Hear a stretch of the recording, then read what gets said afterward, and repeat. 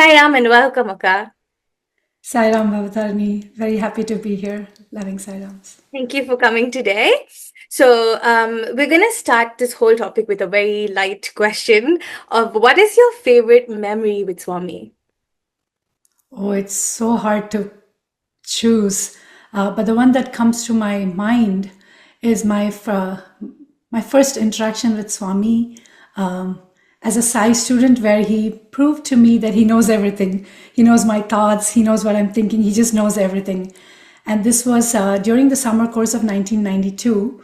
And I was a very, very homesick young adult. I loved Swami so much. I wanted to be near him, wanted to study in his college, but I also didn't want to leave my parents and go. So I was very homesick, and I tried to keep telling my mother, the summer course is over now, take me back home. She said, nothing doing. So I was like, I really hope I get a chance to be close to Swami, touch his feet, and, express my, love and my concern to him. So he had sent word that he would be distributing saris to the Anantapur students and staff. But he'd said that year he was not going to, he would walk in these rows. We would sit in rows facing each other, and Swami would distribute the saris, so you'd get to touch his feet and you could maybe speak to him. But that year he said, no, I'm kind of in a hurry, so just line up and come, I'll hand you the sari and you go. So I was very disappointed. And you have to keep in mind, I was a really young adult then. So as we were waiting in line to collect the sari, I came up with an idea. I came up with a plan, actually, as Swami hands me the sari, I would collect the sari, but nobody would be looking at me. They'd be looking at Swami. And when all eyes are on Swami, I would act as if I'm accidentally dropping the sari by his feet, and I would quickly touch his feet and I'll give him my prayer. But of course, the all-knowing Lord, he knows everything, right? I think the moment the thought manifested in my mind, Swami knew this needs to be checked. So when Swami handed me the sari, he just wasn't letting go. So it was a minute, instantly, I'm wearing a pink sari today. It was a white sari with pink flowers. Swami handed it to me, and we were going back and forth like this for several seconds. And it was as if he made sure that everybody saw that I had a good grip of the sari. And then he gave me a gotcha. He gave me that look. And of course, I was very embarrassed. I quietly went away, did not get my Pad Namaskar, but he gave me a lesson that I cherish to this day, that he knows everything. He knows the thought as soon as it manifests in your mind. So that's the memory that I remembered when you asked me this It question. is such a beautiful story. I think it would be such a cute thing to remember for the rest of your life, Swami pulling your sari and not giving it to you. Yes. Yes, thank you for sharing that, Akka. Moving on to the first question, what is Aradhana Mahotsavam and why is it so significant? Aradhana Mahotsavam is a celebration of Swami's life. Now, we know that on the 24th of April 2011, Swami decided to transition from his physical form to the formless. Since then, the 24th of every April, we all Sai devotees, we observe it as Aradhana Mahotsavam. And if you actually look at the Sanskrit word Aradhana, it can mean worship or prayer. And we all do that in our centers, don't we? We get together as a group and we sing to Swami. We do special prayers and, offer our love to Swami that way. And the word Mahotsavam it's actually a combination of two words, Maha and Utsavam, meaning a grand festival.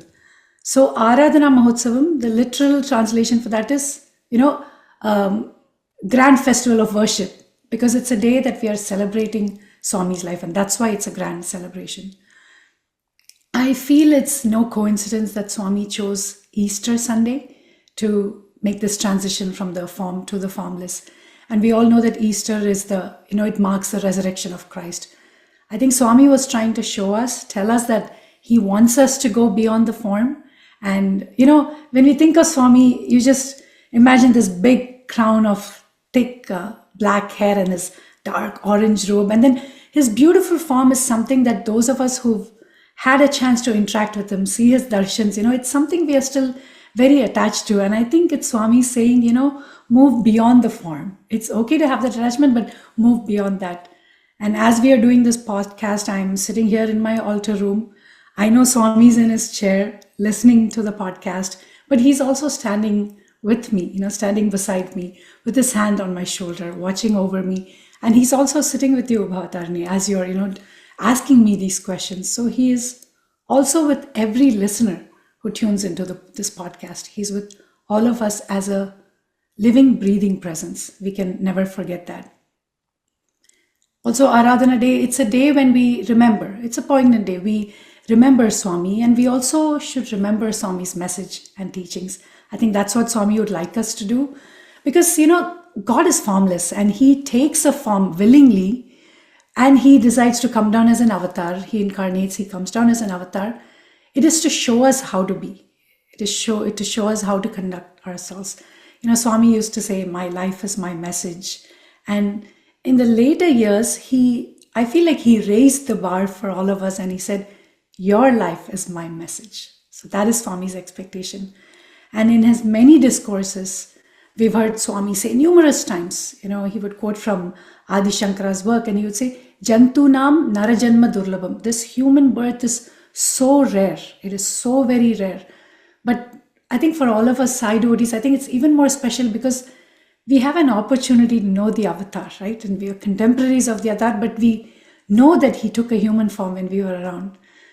The fact that you and I know about Swami is not by luck. It's not by coincidence, not because someone told you about him. It's destined by Swami. And Swami himself has said many times that our connection with him goes back many lifetimes. So I think this is what makes Aradhana Mahotsavam significant for me. Sairam. There is nothing more for me to add to this question. I think you answered it so perfectly that there's nothing I can think of saying, Akka. Thank you so much for that. So, moving on to the next question. Being a student in Swami's college, I'm sure we've had many experiences with Swami in his physical form. But since Swami left his physical form, have you had any experience that you can share with us today that has had a significant impact on your life? It's true that we had the opportunity to go and spend time with Swami in Parthi. Even while I was studying in the Anantapur campus, it's the women's campus. It's located a few hours away from Prashanthi Nilayam. So we did not have constant access to Swami. It was not regular. But yet we felt Swami's presence there. And that same experience can be felt even today after Mahasamadhi, several years after Mahasamadhi. So let me share the experience that I had as soon as I found out about Swami leaving his physical form. This was within a few minutes of me receiving the news. I'm sure, if you close your eyes, I'm sure everybody that's tuning in, you can all remember where you were when you heard the news that Swami's left his form. So I received the news from a relative who called to, express his condolences. And I remember thinking, my first thought was, Swami, how am I going to get through this life without you? And I'm sure many that are listening in felt that same feeling. And there is no other way to express it other than saying I felt orphaned. I felt like I'd lost everything that day, everything that's dear to me. And, when devotees would refer to themselves as anatha, it's a Sanskrit word, and the meaning for that is orphan. And if they would go to Swami and say, oh, Swami, I'm an orphan, Swami would say, don't say that. Don't call yourself anatha. He would be very strict, very firm. He would say the only person who can have the title of anatha is God. And why is that? Anatha is one without a leader. And Swami said the only person who can have the title is God. And he would say, you are not anatha because I am there for each and every one of you. What a reassurance it is. So when I heard the news of Swami leaving his form, my children had an exam to take that day. They were taking Tamil classes. So they had to take an exam. There was no way we were not going to take them. So my husband said, why don't you stay home? I'll take them. For some reason, I didn't want to be home alone then. I said, the Shirdi Baba temple is very close by where their exams are. So why don't you drop me and you can take the kids or we'll drop the kids for the exam and then go to the temple. And that's exactly what we did a few minutes later. So when I was at this temple, there was actually nobody there besides the priest. And I think there may have been one or two devotees doing the circumambulation. And I still remember, if I close my eyes, I remember exactly where in that temple I was sitting. And even now, so many years later, when I go, I always choose that spot. And I was sitting there and, sobbing like a child for what seemed to last eternity for me, which would have been a few minutes. But, after you cry for a long time, you feel this, you're doing that. it almost felt like it stopped. Like when you turn a fan off, it's going to go around slowly and stop, right? From sobbing bitterly, it just completely stopped. And I felt this calmness. I don't even know how to describe this. I could call it a stillness of some sort.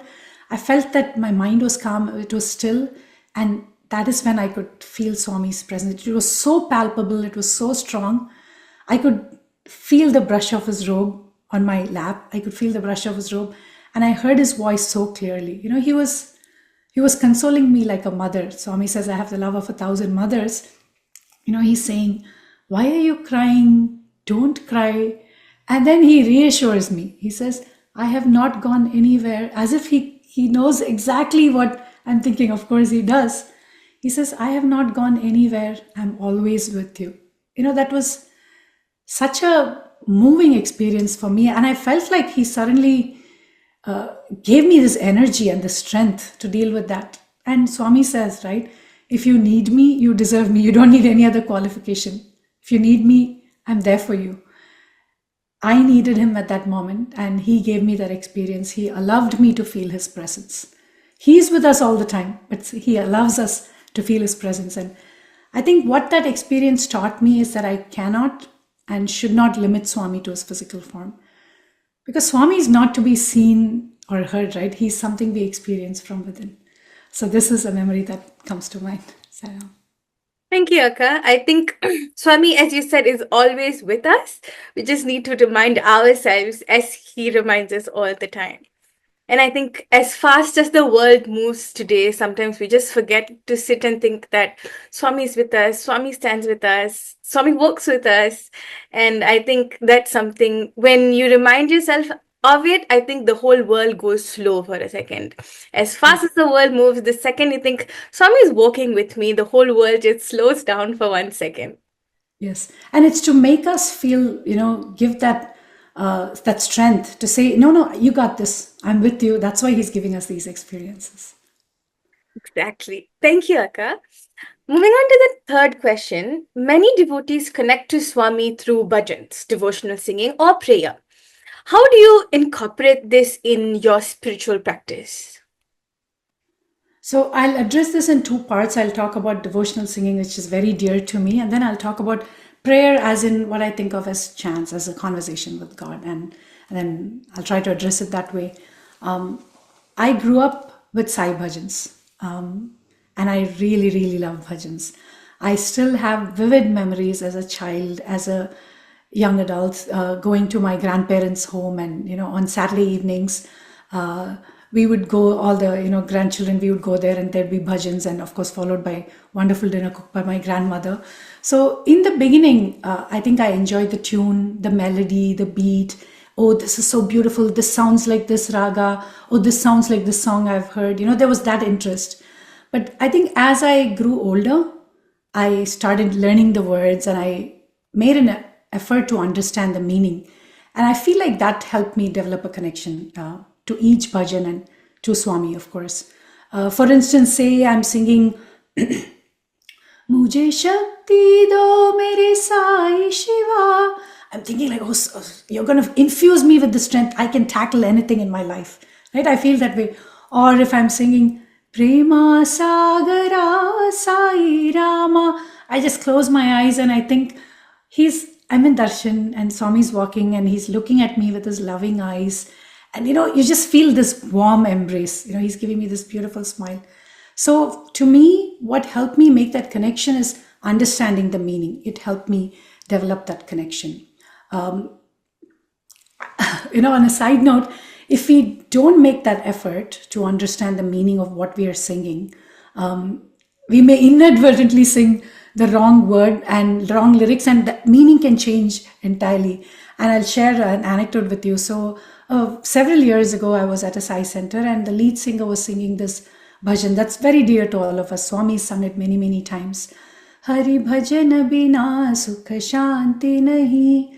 And it's a bhajan Swami sings, so everybody's joining along enthusiastically and singing. It goes to the second speed, and of course, the percussionist is trying to do all these fun things. And midway through the second speed, the faster speed, there's this high line, the highest line.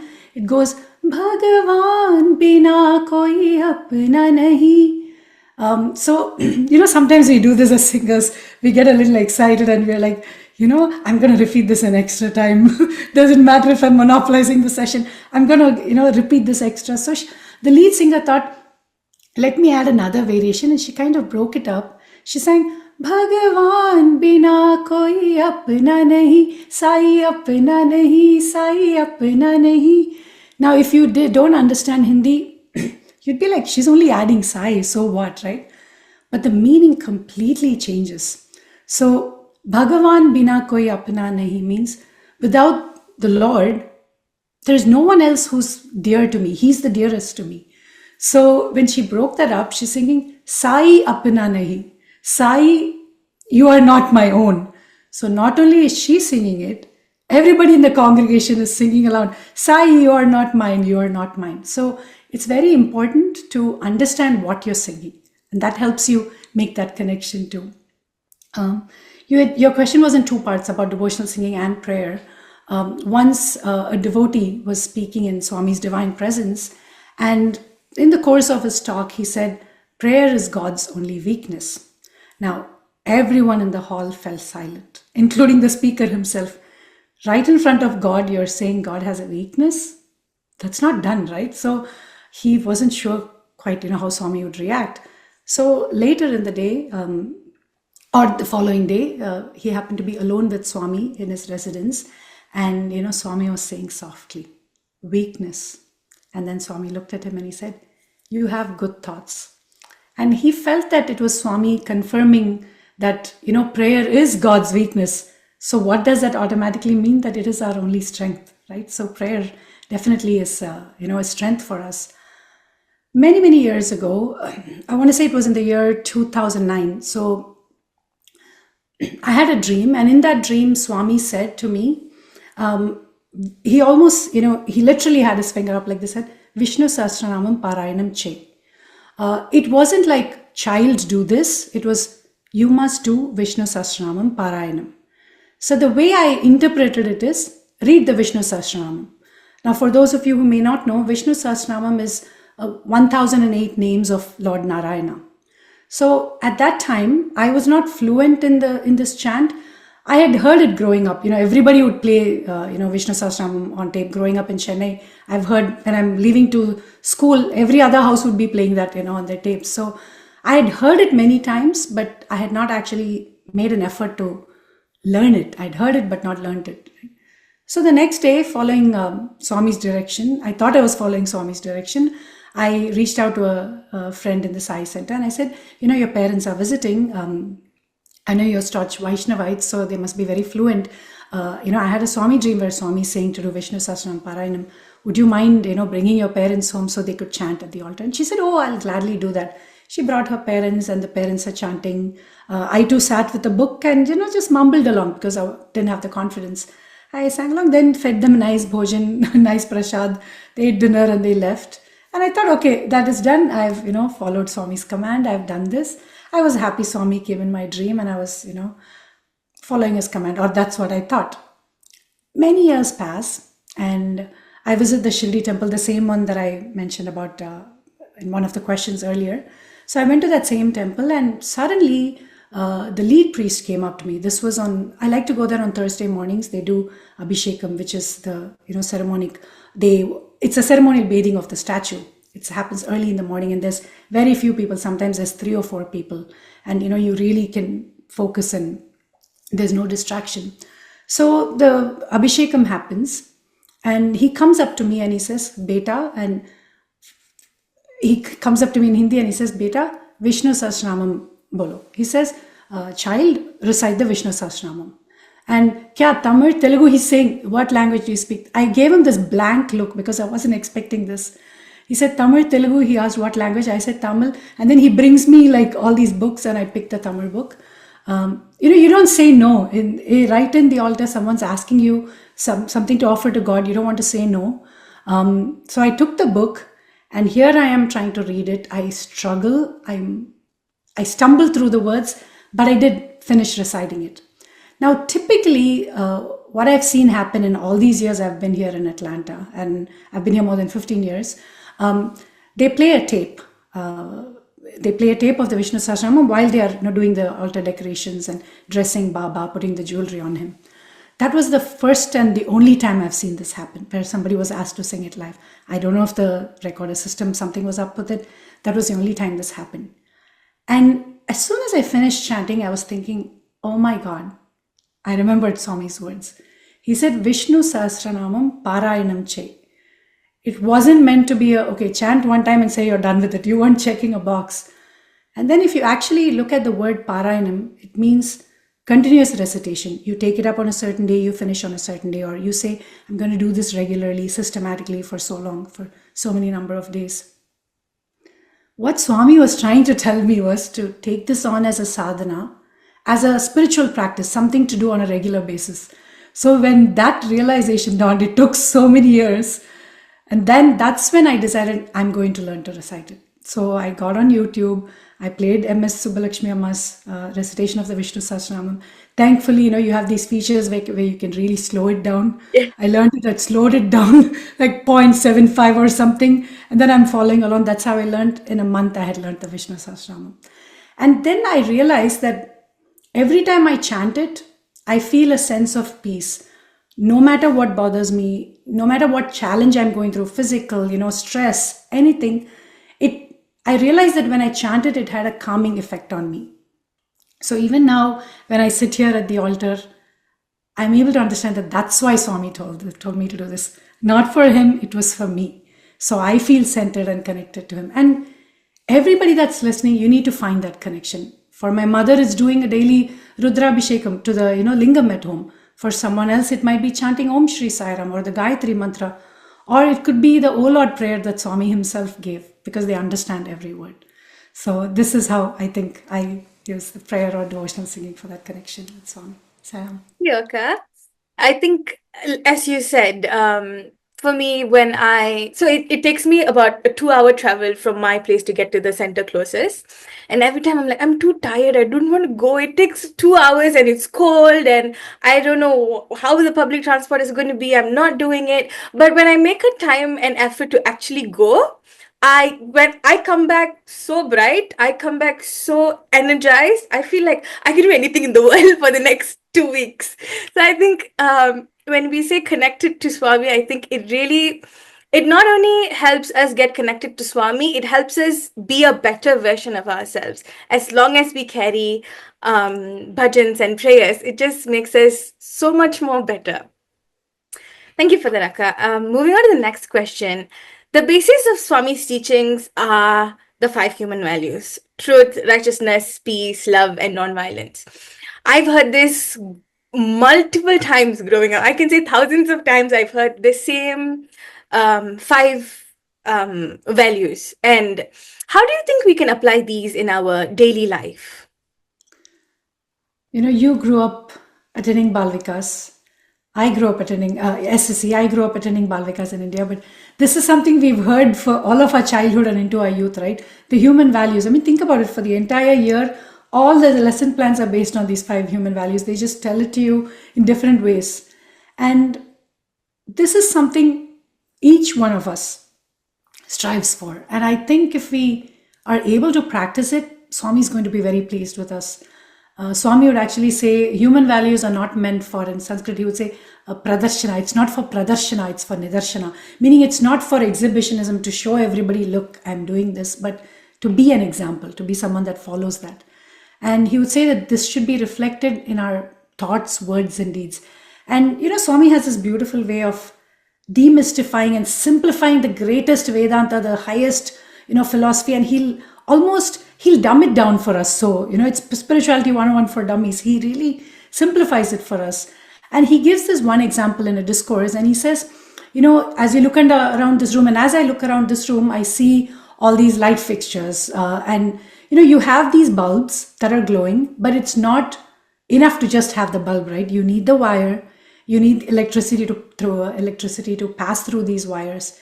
And Swami says when electricity flows through the wire and enters the bulb, that's when it starts glowing. And he says, so also if you want to experience the light of love, Swami says the current of truth has to pass through the wire of righteousness and it has to enter the bulb of peace. Isn't that beautiful how Swami explains this?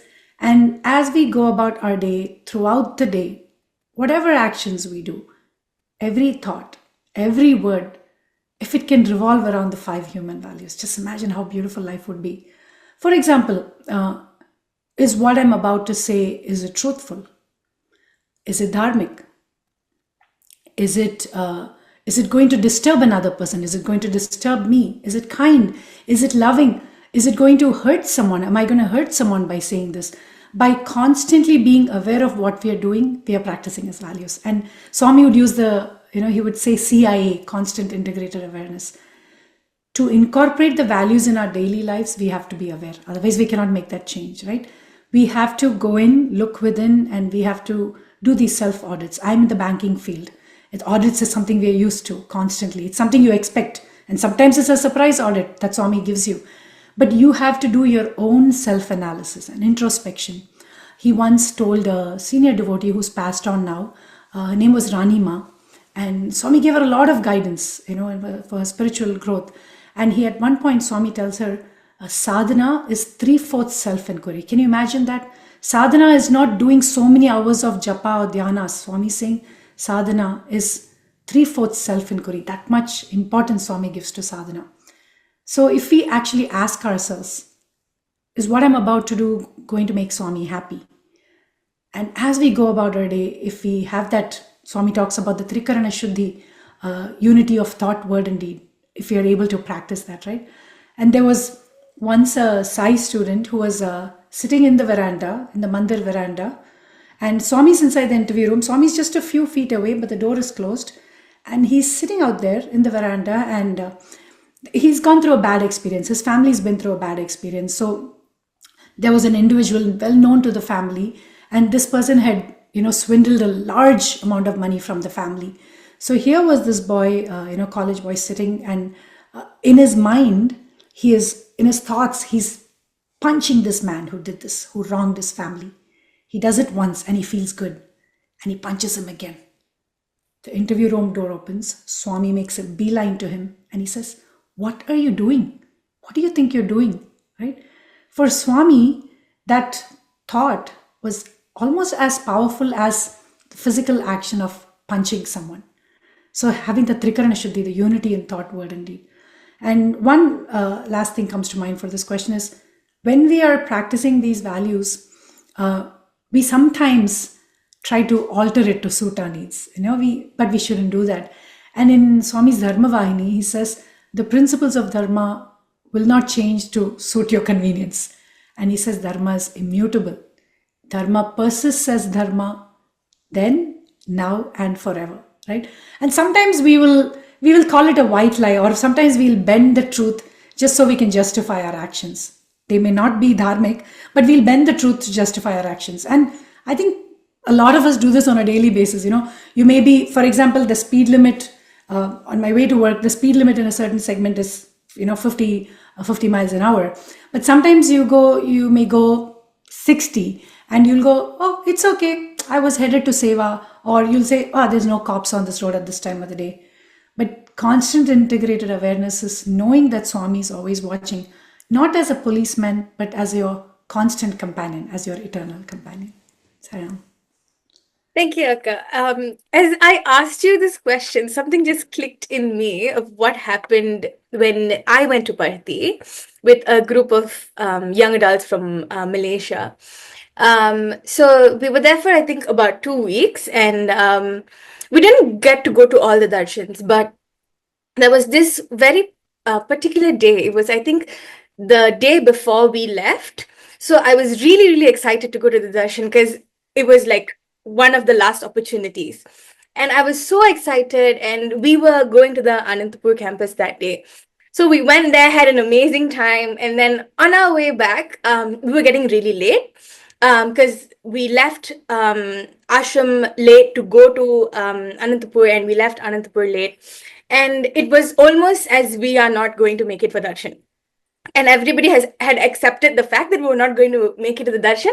I just could not accept the fact. I was angry. I was everything opposite from these five values. I was everything opposite. And we had this thing in the bus where people were not feeling well because of the travel. So one akka said, sing bhajans as you go. And fortunately for me, I was one of the only singers in the bus. So I was singing constantly, like throughout the journey. I didn't stop singing. And yeah, one of the main reasons I was singing so much is because of the anger and of the disappointment that I can't be there for that shit. And it was just flowing out as budgets. However, it was coming, it was coming. And then we were reaching Parthi and entering the ashram. I finished my last song. The gates opened. The minute we entered, Aarti was playing inside. So it was kind of a sweet slap that you don't have to be angry that you missed darshan. You were part of the darshan and you were singing for me throughout the journey, and I ended your bhajans with the aarti. And that night, I could not sleep. I was on top of the world because I never imagined I could sing in Parthi, and that was kind of my way of singing in Parthi. So I think it was a sweet slap that said you don't have to be angry and all of these, follow these values, and then somehow you'll end up somewhere close to Swami. I think that was one thing that clicked. I So didn't what think you that for a very long time. Yes, Akka? so you did exactly what Swami said. You went in and you did the self introspection and you learned the lesson yourself, right? We don't need someone else to tell us. We know it. So Yes. that's exactly what you We did. know it exactly. Moving on to the next question, Akka. One of Swami's most famous quotes of all time, love all, serve all. How can we practice the principle of selfless service and love for humanity? See, when we do seva, we are serving another human being, right? Most often. But Swami wants us to go beyond that. And he wants us to see that person as Swami, as a manifestation of God. So that's what Swami wants us to experience. And millions around the world are drawn to Swami's message of love and service, both devotees and non devotees too. He has not only given us these messages that you talked about, he's also the ideal role model for us to emulate, right? Everybody talks about doing great things, but Swami was a role model. And he never told us to do anything that he himself did not do. And if we take our cue from Swami's life, starting from his early childhood, if you read the Satyam Shim Sundaram, there were times I remember even as a child and as a student, I would just sob and say, Swami, you went through all this. If you look at his early childhood, he led a life of love and service, right? Whether it was giving his share of food to the beggars that would come and knock, against what the elders in the family would say, he would give away his share. He would say, it's okay, I'm full, I don't need food. And he would run back and forth. Can you imagine? He's a schoolboy, but he's running back and forth in the afternoon to cook rasam and to, feed his grandfather. And he would carry water for his family. And not only his family, other members in the, other villages too. He would sit and tutor all these tutoring seva that we do. Swami was the first that started that. He was the first role model. He would tutor not just other kids his age, even older men would repeat the grade, who would come and sit, and Swami would teach them to read and write. And starting from small things like that, all the way to providing free education, healthcare, the massive water projects, hundreds and thousands of underserved have benefited, right? So Swami led by example, but he's also saying, watch me and learn. And he's saying you can do this too. And devotees around the world are doing amazing seva, but we may all be doing great service projects, and we may have these reports and these calls where we go about and say these are the things we've been able to do this year. But Swami says you're doing all these projects, you think you're helping others, but Swami says what I am more interested in knowing is, what is that seva doing to you? How are you being transformed, right? That's what Swami cares about. And he started Grama Seva, that's rural village seva. This was in the year 2000 that Swami started that seva. And they would go out into these villages once or twice a year, and hundreds of villages, they would go and distribute food, distribute clothing. They're not giving food and clothing that will last them the entire year. They're giving them a few sets of clothes, and perishable meals that are going to last what, maximum a week. How is that going to rid them of their financial difficulties or sustain them for the remainder of the year? That wasn't the purpose. He was trying to sensitize these young students that are going to go out into the world and have these jobs, become these future CEOs and lawyers. And Swami is sensitizing them to the realities of rural India and saying, do you feel it within your heart to do a little more now when you leave the portals of the institute? And can you be thankful for the little blessings in life? When we do seva, Swami allows us to claim that, feel good. Even the thing of, I feel good, I did the seva. Or sometimes somebody else saying, oh, this was an amazing project. He allows us to claim that we have served someone else. But we know from within that Swami is the doer. Not only is he the doer, he's also the recipient. And that's why we say Narayana Seva, right? You're serving the God in that person. So Swami is the doer. It's not you. You're just an instrument. Swami is the recipient. But he's also the very act of seva. The act of service is seva. It's sacred. And he would say, you take that one step towards me and I'll take 100 steps towards you. So what he's saying is, you, on the spiritual path, you make a little bit of effort and take these small paths and we'll get the answers. That's how I look at this system. Sarah. It's beautiful, Akka. I think, as you said, we just need to remember and remind ourselves that we're just Swami's instruments. We are nothing more, nothing less. We're just Swami's instruments. And in this huge universe of Swami just being everything he is, we are just a tiny, tiny star shining as he asks, doing as he wants. So moving on to our last question for today. What is the best way for devotees to observe Sathya Sai Aradhana Mahotsava? This is something I think about every year when Aradhana Mahotsavam is around the corner, or even on Swami's birthday. I think, Swami, what is the best way to celebrate your birthday? And, Swami has told us that when a scholar asked him in the mandir, Swami, was yours a birth like any other? Or was it like, there was some special significance? He said, he asked Mother Ishwarama to explain, and she talks about the blue ball of light entering her womb. And Swami says, mine was not a prashava, like a prasava, like a delivery going in. It wasn't like that. It was a pravesha. I entered her womb, Swami says, right? So also Aradhana Mahotsavam, Swami chose that. Just like he chose his entry, he chose his exit too. But so your question was, what's the best way for us to observe Aradhana Mahotsavam? Is that right, sister? Yes. If you look at the very first public discourse that Swami gave, and it's Sathya Sai Speaks, Volume 1, Chapter 1, worship the Lord in the mind, right? That's what the chapter is called. And there, Swami says beautifully, I don't need your flower garlands. Don't need these fruits, these things that you buy for a paltry sum, but these are not truly yours. Swami says, give me something that is truly yours. And he says something that's clean, something that's pure, something that's infused with the fragrance of your virtues, your values, and innocence. And he says, wash it in the tears of repentance. Offer that to me. And he says, install me in your heart and offer the fruit of your actions, the flower of your inner thoughts, these pure thoughts and these feelings. And he says, that is the worship that I want. And that is a devotion that he appreciates. So he's given us the answer right there. But I feel the best way to observe Aradhana Mahotsavam is, like we talked about earlier, it's to introspect and reflect on how we follow his message and transform our lives. Swami once asked a group of his students, do you love me or like me? Because they're very, very different, right? And then Swami goes on to explain that to love him is to follow him. But by follow him, it's not literally when Swami is going from Bangalore to Kodaikanal, follow him. Kodaikanal to Chennai, follow him. No, he's saying, follow my teachings. Follow what I teach. Follow what I have demonstrated. And an incident comes to mind. Swami used to visit the women's campus, Anantapur campus, initial few years, and even into the mid-80s, Swami was visiting. But after the mid-80s, Swami had not visited the campus. So 10 years had passed. I feel it was late 80s that Swami had visited. I stand corrected.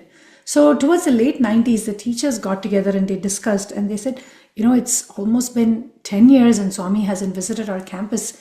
We have to do something to get his attention. So they discussed that they would go on a padayatra, which is literally walking, not taking a car or a bus, but walking all the way from Anantapur to Prashanthi Nilayam. And that would be a long distance. They would have to walk in the dark, and they said Swami may not like it.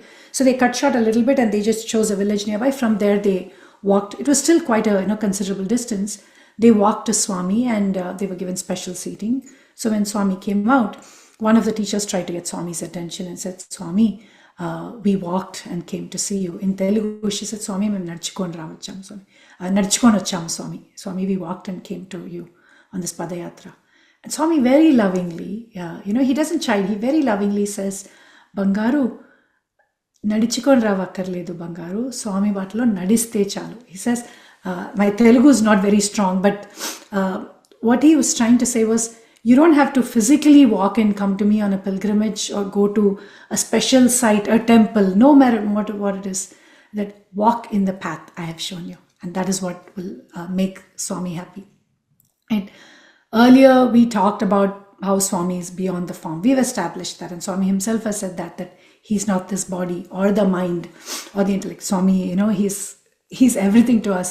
And when he would sing, love is my form, when we followed the bhajan, we never sang love is your form. So when Swami sang, love is my form, we followed, love is my form.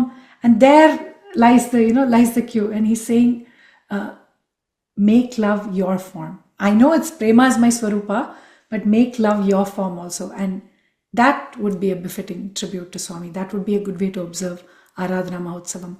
And think about it, future generations to come who may have never seen Swami, and they only see Swami in the pictures, like a Rama, Krishna, Jesus, Buddha, and they are going to, interact among each other. And how will they know about Swami? It's through his teachings, it's through hearing from devotees like us, right? So they are going to be drawn to Swami because of his message and seeing how we conduct ourselves, seeing how we raise our children. That's what they're going to go by.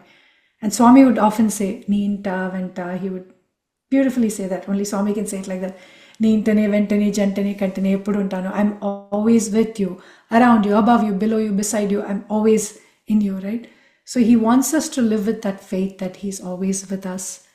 I want to say it was 1986 Guru Purnima discourse, Swami just announced, I am going to give you all a mantra.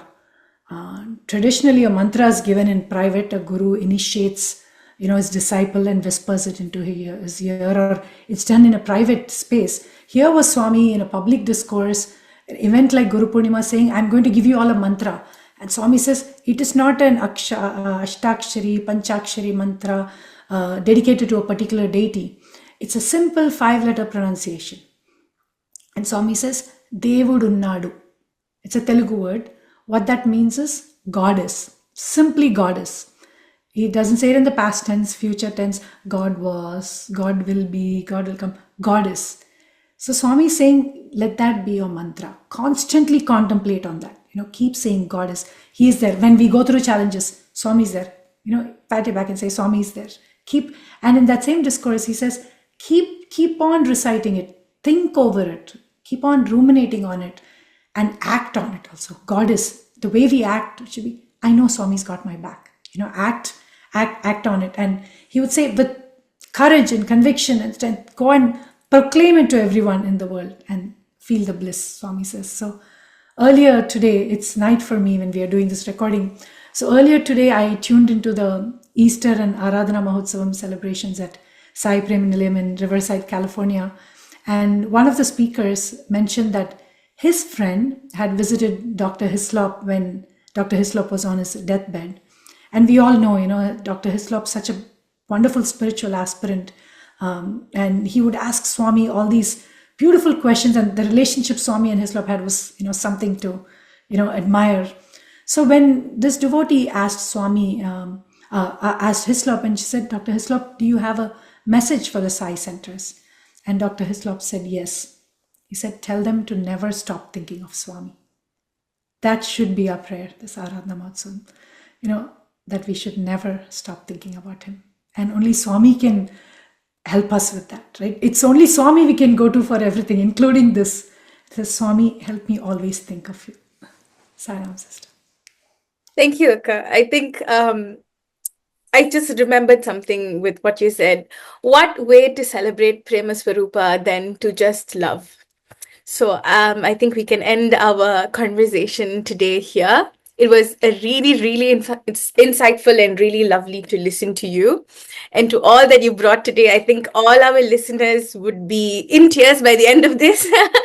So thank you so, so much for taking the time. And to all our listeners and viewers, we will see you again really soon with the 5th episode of the Peace Talk. Thank you and Jai Sai Ram. Sairam, thank you so much for this opportunity. Love to you all. Sairam.